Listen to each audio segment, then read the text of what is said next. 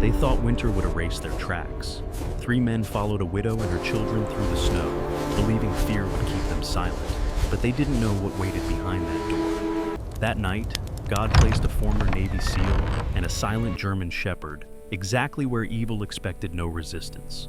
No shouting, no chaos, just calm strength, unwavering faith, and justice that arrived without warning. Some call it coincidence, others call it training. But when the innocent are protected and darkness retreats, many know the truth. That was no accident. That was a miracle in action. Before we continue, share this story with someone who still believes God defends the vulnerable. Comment where you're watching from, and subscribe for more true stories of faith, courage, and quiet justice. A snowy night in Spokane, Washington. Winter sealed Spokane in a white hush, wind slicing the streets and piling snow against doors, cars, and breath itself. The city felt held under glass, silent and unforgiving. Noah Carter lived where the trees began to thicken, in a tired rental house that leaned slightly toward the forest, as if listening.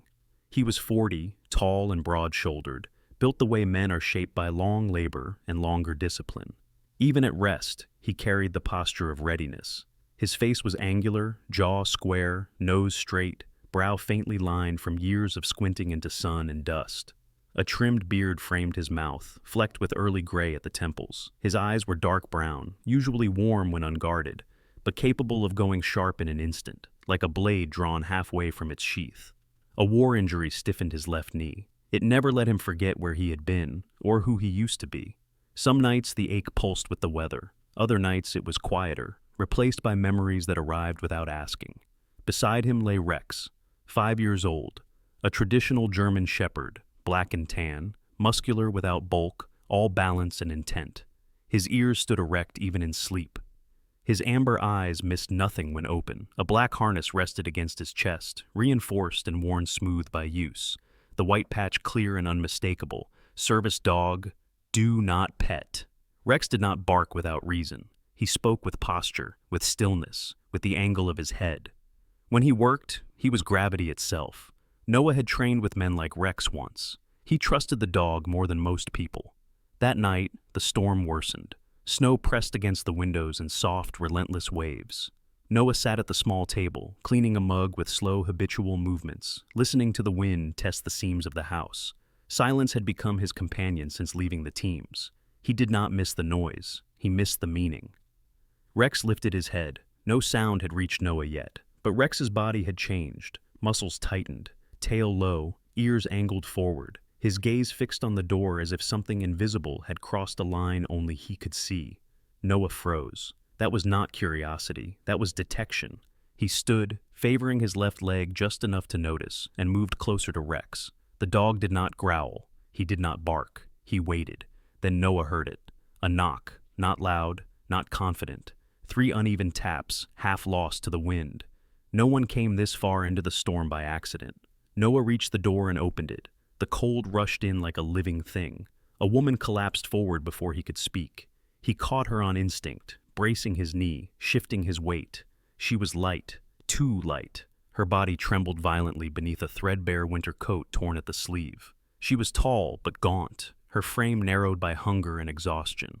Long dark hair, once straight, hung in frozen strands against her cheeks. Her skin was pale, almost gray, burned raw by wind. Snow clung to her lashes. Behind her stood 3 children. A girl of about 8, thin as a reed, chestnut hair tangled around a face too serious for her age. Her eyes were wide, alert, measuring danger the way children learn to do when no one protects them. She held the hands of 2 younger boys, twins perhaps 6, identical in their chapped lips and shaking knees, their coats mismatched and far too small. They did not cry. They watched. "My kids," the woman whispered. Her voice scraped raw. "Please." Rex stepped forward, not aggressively, precisely. He placed himself half a step ahead of Noah, angled toward the doorway, his body a barrier. His eyes flicked past the woman, past the children, into the darkness beyond the porch. Noah followed that gaze. Across the street, at the mouth of a narrow alley, a shape shifted, then another. A vehicle idled without lights, engine barely audible beneath the wind. Someone was watching. Noah's expression did not change. His voice remained steady as stone. "Inside," he said. The woman nodded weakly. Noah lifted her with one arm, guiding the children with the other. Rex waited until all four crossed the threshold before turning, positioning himself between the closed door and the room beyond. His stance was calm, controlled. But to anyone who knew what they were seeing, it was unmistakable. This house was not empty. This man was not helpless. And this dog was not a pet. As Noah locked the door and the storm sealed them in, something older than grief stirred in his chest. Not anger, not violence, readiness. Outside, the figures in the alley lingered a moment longer. Then they withdrew into the snow, unaware of how close they had come to choosing the wrong door on the wrong night. Those who don't know who they are, facing the fire, caught quickly, flames licking the iron belly of the stove until the room filled with a dry, steady heat. Noah worked without hesitation, movements clean and economical, the way they had been drilled into him years ago when seconds mattered and mistakes buried men. He shrugged out of his navy winter coat and draped it over the smallest child, then guided Emily to the chair closest to the stove. Up close, she looked even more fragile. Emily Walker was in her early 30s, tall but narrowed by hardship, her shoulders sloping inward as if bracing against invisible blows. Her hair, dark brown and once carefully kept, hung loose and uneven, brittle with ice. Beneath the grime and windburn, her skin was fair, stretched thin over sharp cheekbones. Her eyes were hazel, rimmed red, watchful in the way of someone who had learned not to trust comfort. Rex remained by the door. He did not lie down. He did not relax. His weight rested forward on the balls of his paws, tail still, ears angled like antennae tuned to danger. The black harness hugged his broad chest, rising and falling with controlled breaths. To anyone else, he might have looked calm. Noah knew better. The youngest child, a girl barely 3, was in trouble. Her lips carried a faint blue tinge, her skin cold and waxy beneath Noah's fingers. He knelt, ignoring the pull in his knee, and began warming her slowly. Wool blanket, skin-to-skin heat, gentle friction along the arms and legs, no rushing, no panic. Emily watched every movement, her hands clenched in her lap until her knuckles bleached white. "You're safe," Noah said quietly, more instruction than comfort. "All of you, for now." The older girl hovered near the twins, positioning herself between them and the door without realizing she was doing it. Lucy Walker was thin, her limbs long for her age, her posture alert. Her hair, the same chestnut brown as her mother's, fell into her eyes in tangled waves. She did not cry. She memorized. The twins, Sam and Ben, shivered in unison. Their noses were red, lips cracked, eyes darting everywhere at once. They leaned toward the stove, hands extended, drawn by warmth like moths. "What happened out there?" Noah asked. Emily swallowed. Her voice came in pieces. "They took buildings," she said. "Empty places, warehouses, old houses. If you slept there, you worked for them, or you paid." Her gaze flicked toward the window. "If you didn't," she continued, "they followed you." Noah did not ask who they were. He had seen the type before, in different uniforms, under different excuses. Predators always recognize the vulnerable. "My husband stood up to them," Emily said. Her jaw tightened. "Told them to leave families alone. 2 weeks later, a truck ran him off the road. Police called it an accident." Her voice did not break. It had already broken too many times. Outside, tires crunched slowly, over packed snow. Rex's ears rotated forward. The engine idled. Light swept across the front window, pale and searching. Noah stood. He placed himself between the family and the door, posture loose, hands empty, expression unreadable. He rested one palm lightly against Rex's harness. The dog shifted half a step closer, shoulder brushing Noah's thigh, a sealant confirmation. The knock came harder this time. A man's voice followed, muffled by the storm. "We know you're in there." Noah did not answer. Another voice laughed, younger, sharper. "Just want to talk." Rex's lip lifted a fraction, enough to reveal white. Noah leaned down, his mouth close to the dog's ear. He did not raise his voice. "Hold." The door rattled once as a boot tested it. The lock held. From the window, Noah saw them clearly now. 3 men, heavy jackets, faces half hidden by scarves. One held a flashlight. Another kept his hands buried deep in his pockets, shoulders loose in a way Noah recognized instantly. Confidence born of numbers, of never being challenged. They did not see Rex. They did not understand Noah. Noah opened the door just enough for the wind to scream between them. The men froze. Up close, Noah was larger than he had appeared through glass. His frame filled the doorway, blocking the light, his beard catching frost. His eyes were steady, measuring distance, timing, angles. Behind his leg, Rex shifted into full profile. The flashlight beam dipped, then snapped back up. "Evening," Noah said. The man with the scarf hesitated. "Didn't know anyone lived out here." "No," Noah replied. "You didn't."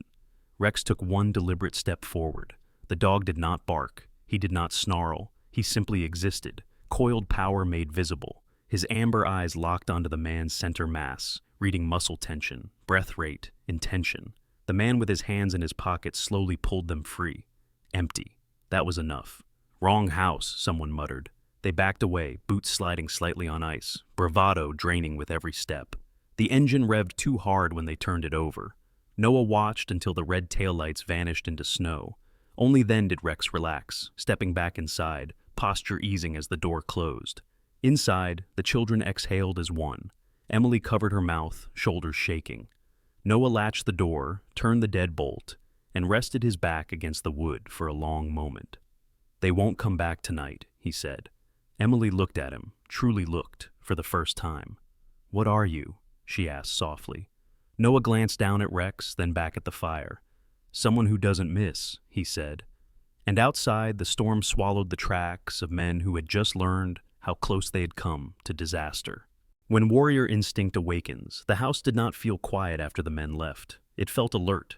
Noah remained by the door long after the engine noise vanished into the storm. His palm rested on the wood, fingers spread, as if he could still feel the vibration of boots, breath, intent. Years ago, this pause would have been followed by orders, radio chatter, extraction plans. Now there was only the low crackle of the stove, and the steady presence at his side. Rex sat without being told. 5 years old, in the full strength of his working life, the German shepherd's chest rose and fell in a controlled rhythm. His ears were still upright, tracking the faintest changes in the night. His black and tan coat caught the firelight in sharp contrast, muscle defined beneath it. The harness remained snug across his shoulders, the white lettering stark against the dark fabric. Rex did not relax because danger was gone. He relaxed because Noah had decided the moment was over. That distinction mattered. Emily had not moved from the chair. Up close, the shaking had stopped, but the tension remained in her posture. She sat straight-backed despite exhaustion, hands folded tightly in her lap, as if afraid they might tremble again. She was tall for a woman, though hunger had pared her down to narrow lines. Her dark hair, now drying, fell past her shoulders in uneven waves. Her skin was pale beneath the windburn, freckled faintly across the bridge of her nose. There was a softness to her face that hardship had not erased, only sharpened. "You didn't even raise your voice," she said quietly. Noah turned from the door. The firelight cut his face into planes and shadow, highlighting the angles of his jaw, the short beard lining it, the faint scar near his temple that rarely showed in daylight. "Didn't need to," he replied. Lucy watched him from the floor near the stove. She had positioned herself again between the twins and the rest of the room, knees tucked under her thin frame. Her eyes followed Noah with careful attention, the way children watch adults to decide who is safe. Her mouth was set, serious, but something in her shoulders had loosened. The twins had fallen asleep where they sat, heads tipped together, small hands still extended toward warmth. The youngest girl lay wrapped in Noah's coat, breathing more evenly now, her tiny chest rising and falling in shallow but steady motion. Emily exhaled slowly. "They've never backed off before," she said. "Not like that." Noah knelt beside the stove, ignoring the familiar protest in his knee. He added a log, adjusted the airflow, movements precise. He did not look at Emily when he answered. "They're used to fear," he said. "They read it. They feed on it."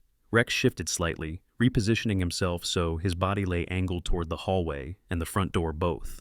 Even at rest, he chose coverage. Emily's gaze followed the dog. "He knew," she said. "Before, you did." Noah allowed himself a faint nod. "He always does." Silence settled again, different this time, less sharp, more cautious. Emily leaned forward, elbows on her knees. In the firelight, the lines of strain around her mouth were visible. She was not old, but grief had aged her in ways time could not measure. "My name is Emily Walker," she said. I don't know if I said that. You did, Noah replied. Once.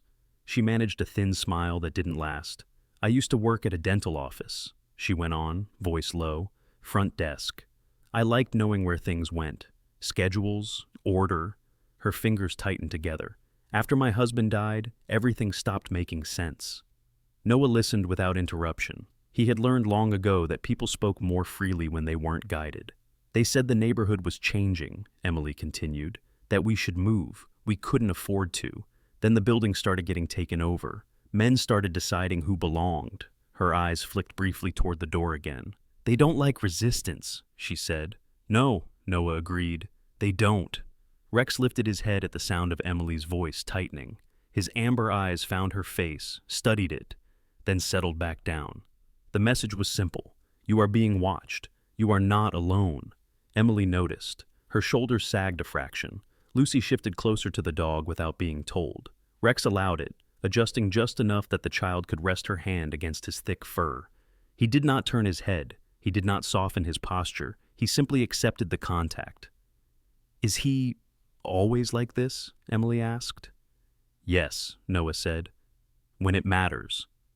Outside, the storm deepened. Snow tapped against the windows in irregular rhythms. Somewhere in the distance, a branch cracked under weight. Noah stood again and moved to the window, peering out through a narrow gap in the curtain. The street lay empty, tracks already filling, but the sense of being tested remained. They'll remember this place, Emily said softly. Yes, Noah replied. They will. Her breath caught. And they'll come back. Noah turned to face her fully now. Not the same way, he said. He walked to the small cabinet near the sink and retrieved a flashlight and a compact first aid pouch. The pouch was worn, edges softened by use, the zipper replaced once with careful stitching. I'll check the perimeter in the morning, he said. For now, they'll stay gone. Emily searched his face, as if looking for bravado. She found none, only certainty. What are you going to do if they don't? She asked. Noah glanced down at Rex. The dog's ears twitched, as if anticipating the question. I won't warn them twice, Noah said. Rex rose to his feet, tall and silent, moving to stand beside Noah without command. The alignment was unmistakable, man and dog. Not aggressive, not cruel, prepared. Emily nodded slowly. She understood then that what stood between her children and the men outside was not kindness alone. It was capability, and as the fire burned lower and the night pressed in, the house held firm, a place no longer defined by isolation, but by a line that would not be crossed again. Truth and promises in the cold night, snow sealed the days together after that night. Spokane slowed into a narrow world of white streets, shuttered stores, and breath held tight against the cold. Inside Noah's house, time took on a different shape. It moved quietly, deliberately, as if waiting to see what kind of people they would choose to be. Emily cried in the early hours of the morning, not loudly, not the way fear sounds when it breaks loose. Her tears came in controlled waves, shoulders trembling, while she pressed her palm to her mouth, determined not to wake the children. The release startled her more than the danger had. It was the first time someone had stood between her family and harm without asking for payment, favors, or silence in return. Noah understood that moment. He did not interrupt it. He sat at the table with a mug warming his hands, the firelight cutting his face into sharp planes. Years ago, he had cried in much the same way, bent over a sink so the sound would not escape. Loss had taught him restraint. Survival had taught him patience. Rex lay near the hallway, half his body angled toward the bedrooms, half toward the front door. At 5 years old, he carried himself with the gravity of a veteran. His coat, black along the back and shoulders, caught flecks of ash and snow melt, while the tan along his legs and muzzle glowed softly in the firelight. He slept lightly, eyes closed but ears alive, adjusting to every shift of the house. By morning, Emily had gathered herself. In daylight, she looked different, still thin, still worn, but steadier. She braided her dark hair back from her face, revealing high cheekbones and a faint scar near her jaw that Noah hadn't noticed before. Her skin, pale from weeks without sun, held a quiet resilience. She moved with purpose now, checking on the children, folding blankets, making herself useful in small, careful ways. I need to tell you something, she said, later that day. Noah nodded once. He had sensed it coming. She waited until the children were settled near the stove with Rex, Lucy reading softly to the twins, while the youngest girl slept curled into the dog's side. Only then did Emily reach into her coat pocket and withdraw a thin folder, its edges softened by moisture and handling. "This isn't all of it," she said, "but it's what I have left." Inside were copies of reports, notices, names, addresses scribbled in the margins.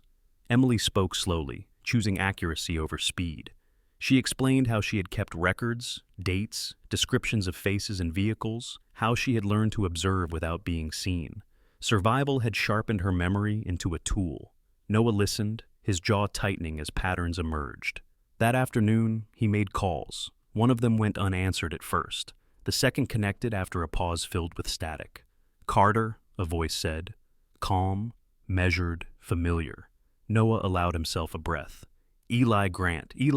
Grant had been older than Noah in the teams. Mid-40s now, broad across the shoulders, hair cut short and already thinning at the crown. He carried himself with the ease of someone who had learned to be patient in rooms full of power. A broken nose, long healed, had given his face a permanent hardness that did not match his voice. "Didn't think you'd ever call," Eli said. "I wouldn't," Noah replied, "if it weren't necessary." By evening, Eli arrived in Spokane under the cover of weather and paperwork. He wore a plain wool coat, no insignia, hands scarred and steady. His eyes took in the house, the tracks outside, the way Rex positioned himself between Eli and the hallway without aggression.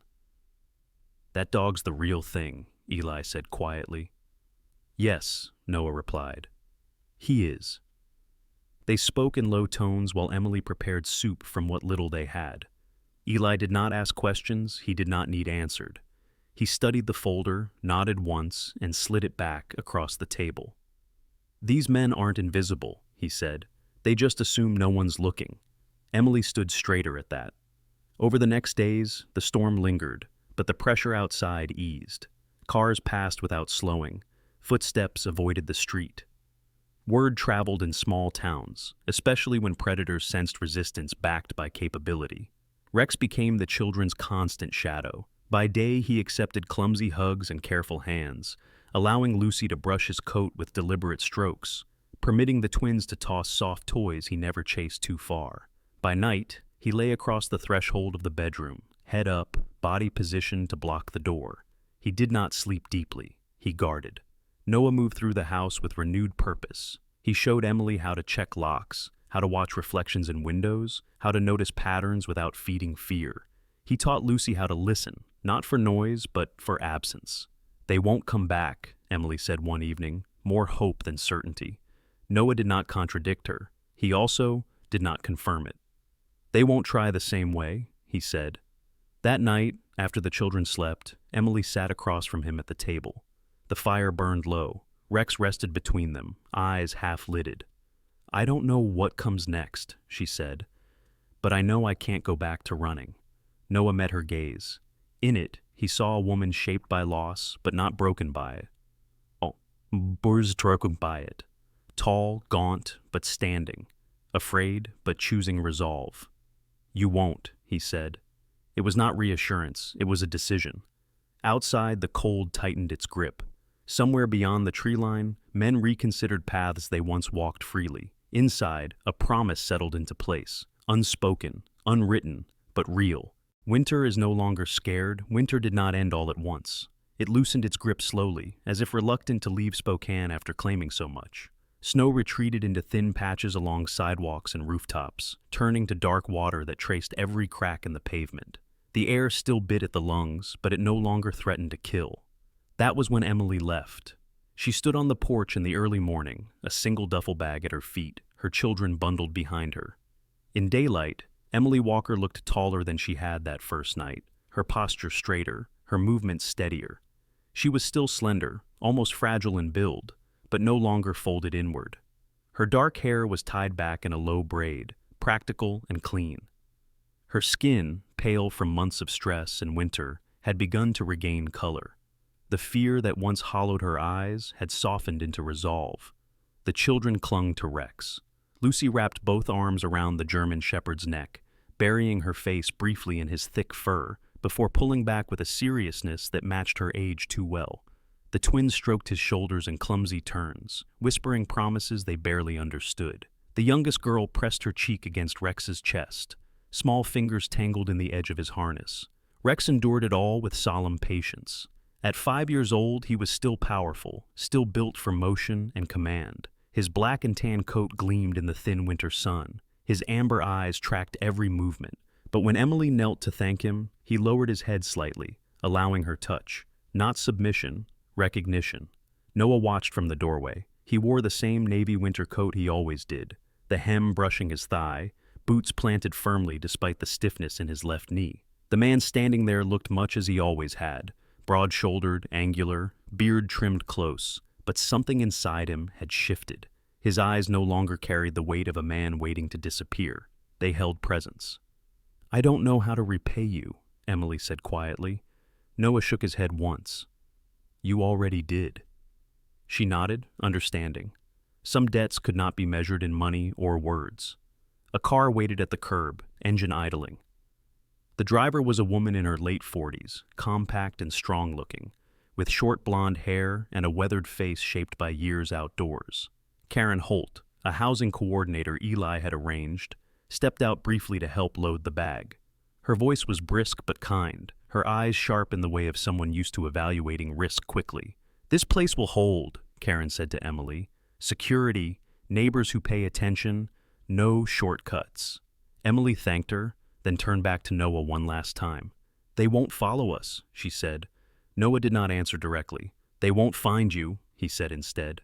That distinction mattered. When the car pulled away, Rex remained still until it vanished around the corner. Only then did he exhale, a long breath that seemed to empty weeks of tension from his body. The house felt larger after they left, quieter, but not hollow. In the days that followed, Noah settled into a new rhythm. He repaired the fence along the side yard, reinforcing old posts with fresh wood. He cleared branches that had come down during the storms. His movements were slower than they once had been, but deliberate. He worked through the ache in his knee, measuring effort carefully, refusing to surrender ground to pain. Rex ran in the remaining snow, powerful strides cutting clean lines through white and mud. He chased nothing in particular, circling back often, checking on Noah without being called. Each return was a silent question. "All clear?" Noah always answered with a nod. Word moved quietly through Spokane. Men who once lingered near empty buildings found better places to be. Certain streets stayed empty after dark. It was not because of arrests or sirens. It was because uncertainty had entered the equation. Predators avoided unknown costs. A former Navy SEAL who did not talk much. A German shepherd who did not bark. That was enough. One afternoon, Eli Grant called. "You did good work," he said simply. "I didn't do anything," Noah replied. Eli snorted softly.